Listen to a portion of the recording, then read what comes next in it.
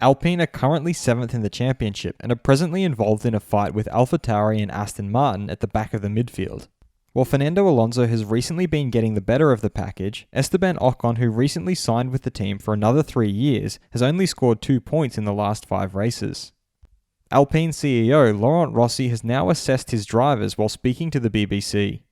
I'm your host Dillon Shelley, and first up on Formula World, Esteban Ocon might not be world champion material, says Alpine CEO.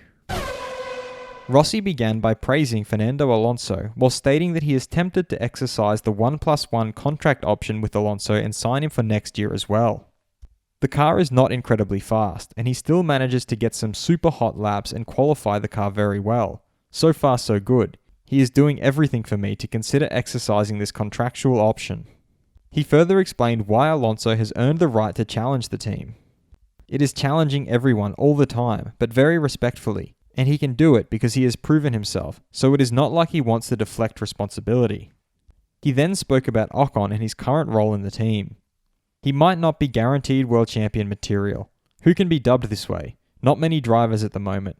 I would not let anyone say he is a lesser driver than Carlos Sainz of Ferrari, or any of the so-called second drivers of the top teams. He, however, feels that Ocon has the potential to be a top driver. So at the very least, I have myself an excellent second driver, and I frankly think he has all it takes to become a top driver. He signed off by looking at where he hopes to be at the end of 2022. It will be a rich man's problem if at the end of 2022 I have the likes of Alpine young drivers Oscar Piastri and Guan Yu Zhou knocking at the door, and at the same time Fernando winning race after race. At least I have those options. Fast feed. AlphaTauri's Pierre Gasly feels as for their chances, they've seen in the last few races that McLaren and Ferrari have made a big step forward. They are fighting with Alpine and Aston Martin for 5th place in the championship, and that is the goal they have to aim for. He also pointed out that it looks like another very hot weekend given the heat at the moment in Europe. Nevertheless, he is ready for it. Williams' George Russell has confirmed that there's no chance he'll be driving for Red Bull next year. As he said before, he's a Mercedes driver. Of course, it's nice to get positive feedback from the Formula One world, or to hear of interest from other teams, but his loyalty lies solely with Mercedes. He also revealed that the race at Spa is the earliest possible time when an announcement can be made about his future, but certainly not earlier. That kind of thing just takes time.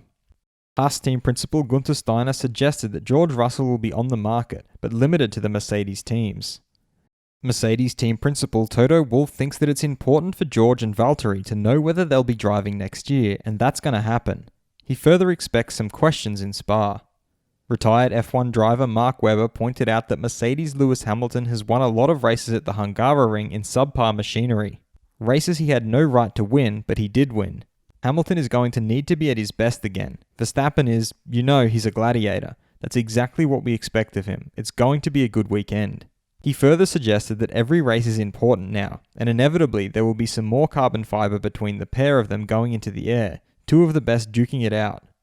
Retired world champion Damon Hill thinks that Lewis and Max need to cool it down a bit. They were both very aggressive in the race. He further suggested that it was a combination of factors that made Lewis maybe a little bit more desperate and aggressive. And Max too, because that first half lap was perhaps the most exciting and daring and also slightly risky opening lap I've seen in a long time, Hill concluded. McLaren team principal Andreas Seidel feels that the challenges posed by the Hungaroring might not suit their car as much as other circuits on the calendar. However, much of the fight for third this year will be decided by how well they perform at tracks that don't naturally play to their strengths. Can Esteban Ocon become a top driver in the future?